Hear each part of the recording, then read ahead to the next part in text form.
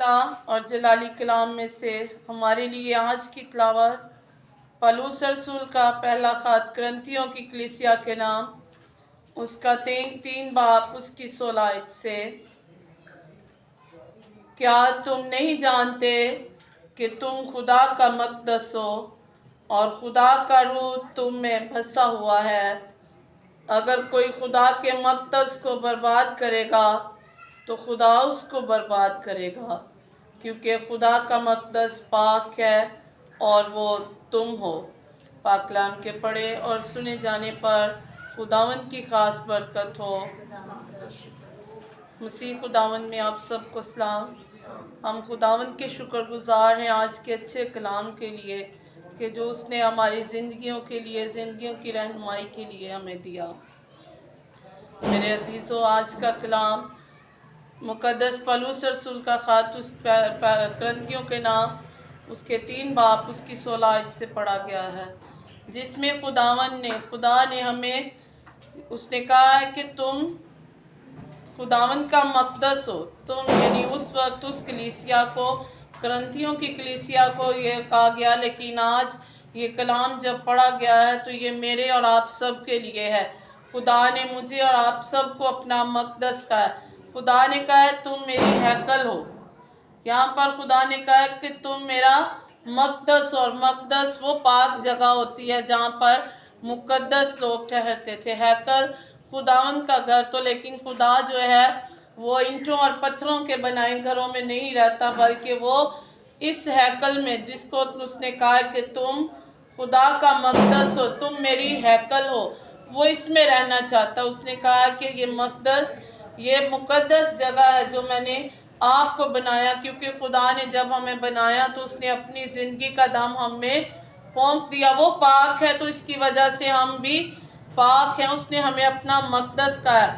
تو ہم سمجھتے ہیں، ہم جانتے ہیں کہ جو ہیکل، چرچ یا گھروں میں کچھ لوگوں نے جو مقدس جگہ ٹھہرائی ہوتی ہے، دعا کے لیے مخصوص کی ہوتی ہے، وہاں پر کوئی غلط چیزیں، گندی چیزیں لے کے جانا منع ہوتا ہے۔ جیسے ہم لگا لیں کہ چرچ ہے، جب ہم چرچ میں جاتے ہیں تو ہم اپنے جوتے باہر اتار جاتے ہیں، کوئی ایسی چیز جو اس کو ناپاک کرے وہ لے کر نہیں جاتے۔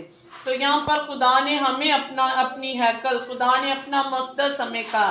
وہ کہتا ہے کہ جو اس کو برباد کرے گا میں اس کو برباد کر دوں گا۔ کہ خدا جو ہیکل کو برباد کرے گا، جو اس مقدس کو برباد کرے گا، خدا اس کو برباد کر دے گا۔ تو یہ جو خدا نے ہمیں جسم، یہ زندگی دی ہے، یہ اس کی دی ہوئی ہے، اور وہ اس میں رہنا چاہتا ہے۔ وہ ہمارے دلوں میں، ہماری زندگیوں میں رہنا چاہتا ہے۔ خدا ان کے کلام میں لکھا، اس نے کہا کہ میں دروازے پر کھڑا کھٹکھٹاتا ہوں۔ وہ ہمارے دلوں کے دروازوں کی بات کر رہا ہے کہ وہ کہتا ہے کہ میں اس دروازے کو کھٹکھٹاتا ہوں، جو میری آواز کو سن کر، اس کھٹکھٹاہٹ کو، اس کو سن کر کھولے گا، اس دروازے کو کھولے گا، میں اس کے اندر آؤں گا۔ جب ہمارے گھروں پر دروازے کو نوک کیا جاتا ہے، دستک دی جاتی ہے، تو ہم ضرور ہے کہ ہم دیکھنے جاتے ہیں کہ کون ہے۔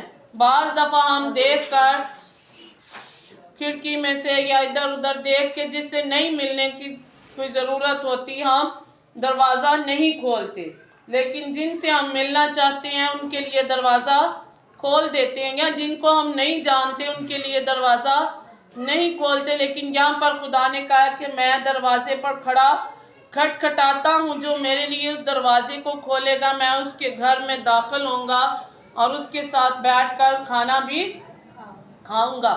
تو میرے عزیزو، خداوند ہمارے دلوں پر ہر وقت دستک دیتا ہے۔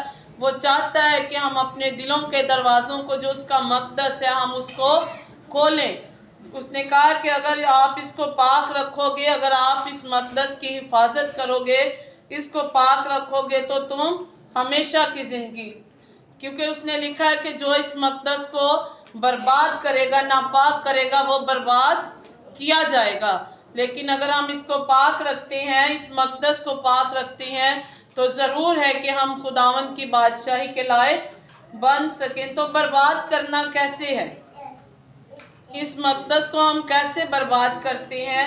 जब हमारे दिलों में गलत बातें, दूसरों के लिए गलत सोच, दूसरों के लिए फसाद, लड़ाई झगड़ा, मुआफ़ ना करने की क़ुव्वत हमारे अंदर और ये दुनियावी ख्वाहिशात हमारे अंदर, हमारी ज़िंदगियों में, हमारे दिलों में जब ये जन्म लेती हैं तो ये बढ़ते बढ़ते इस मक़दस को नापाक और बर्बाद कर देती हैं। जब हमारे दिलों में किसी के लिए बदला लेने की ख्वाहिश आ जाती है, झूठ बोलने की ख्वाहिश आ जाती है, लड़ाई झगड़े की ख्वाहिश आ जाती है, हसद की ख्वाहिश आ जाती है, दूसरों की ऐबजोई करने की जो ख्वाहिश है वो आ जाती है, तो ये जो खुदा का मक़दस है ये बर्बाद हो जाता है। क्योंकि खुदावन इस ऐसी जगह पर जो उसके काबिल नहीं है वो नापाक को पसंद नहीं करता। उसने बेशक कहा वो गुनाहगारों के लिए आया, तो भी मौका है कि अगर हमारा ये मक़दस जो उसकी हैकल है,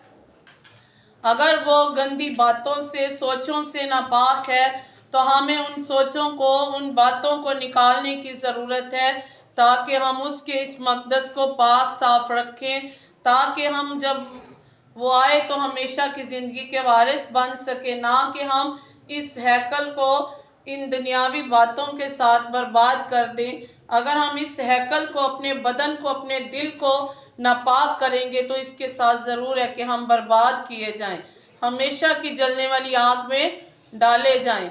क्योंकि खुदावंद पाक दिलों के साथ होता है, जो उसकी इबादत करते हैं, जो उसके हुक्मों को मानते हैं, जो अपने गुनाहों को तर्क करके उनसे सच्ची तौबा करके उसकी तरफ पलट आते हैं, जो अपने दिलों का दरवाज़ा उस जिंदा खुदावंद के लिए खोल देते हैं, तो वो हमेशा हमारे साथ रहने की कुदरत रखता है। क्योंकि वो जिंदा खुदावंद है और वो हमें तमाम बुरे हादसात से और मुश्किलात से बचाता है। जब हम उसको अपने अंदर रखते हैं, सारी नाराज़गी को अपने अंदर से निकाल देते हैं। जैसे जब खुदावंद यीशु मसीह यरूशलेम की हैकल में आए, वो घूमे फिरे, उन्होंने देखा कि उन्होंने खुदा के घर को जब वहाँ पर ख़रीदो फरोख्त वालों ने अपने बाज़ार लगाए हुए थे, तो खुदावंद को वो बुरा लगा कि ये मेरी हैकल को बर्बाद कर रहे हैं। तो उसने एक कोड़ा बनाया और उन सब जो सूद फरोश थे, जिन्होंने अपने कारोबार खोल रखे थे, उस कोड़े के साथ उस हैकल की सफाई